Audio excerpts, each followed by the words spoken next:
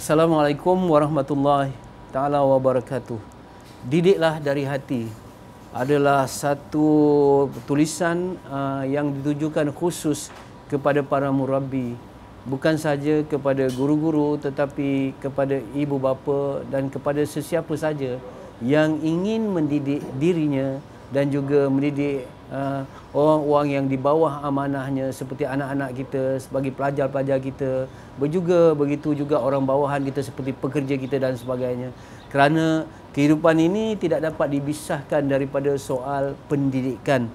Jadi perkara yang utama dalam pendidikan ialah bagaimana pendidikan itu memberi kesan kepada hati. Dan untuk memberi kesan kepada hati, mestilah didikan itu datang dari hati juga. Sering saya ingatkan bahawa sesuatu yang datang daripada hati akan jatuh ke hati juga. Target audien bagi buku ini adalah saya tujukan buku ini khususnya kepada ibu bapa yang mempunyai anak-anak yang berumur daripada peringkat kanak-kanak dan juga remaja. Artinya daripada 7 hingga 14, 15 hingga lebih kurang 18 tahun ya. Aspirasi saya dalam menulis buku Didiklah Dari Hati ini, saya berkongsi dengan Puan Rashidah Mustafa, ialah bagaimana jatuh bangun diri kita sendiri sebagai ibu bapa, saya sendiri sebagai bapa dan penulis yang kedua ini sebagai ibu untuk mendidik anak-anak mereka sendiri.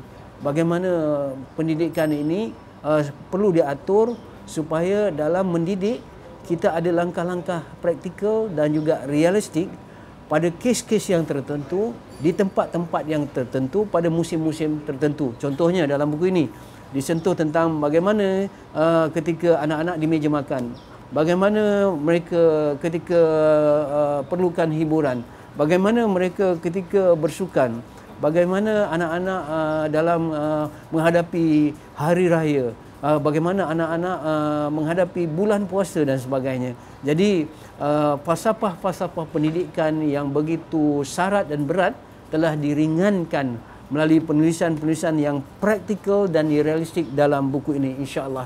Langkah-langkahnya sangat sistematik, maka dia juga dibantu oleh rajah-rajah, oleh jadual-jadual yang saya kira kita tidak akan jemu untuk membacanya. InsyaAllah mudah-mudahan kita didiklah dari hati, agar didiklah dari hati ini akan memberi panduan yang berkesan bagi menjalankan peranan kita sebagai ibu bapa dan juga guru-guru, insyaAllah.